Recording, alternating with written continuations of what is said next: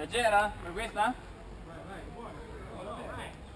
È leggera un po' smelangolata. Vai. Scusa, no.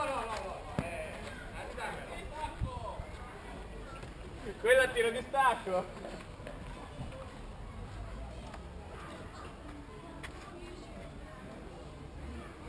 Vai. Di là adesso. Va, fammi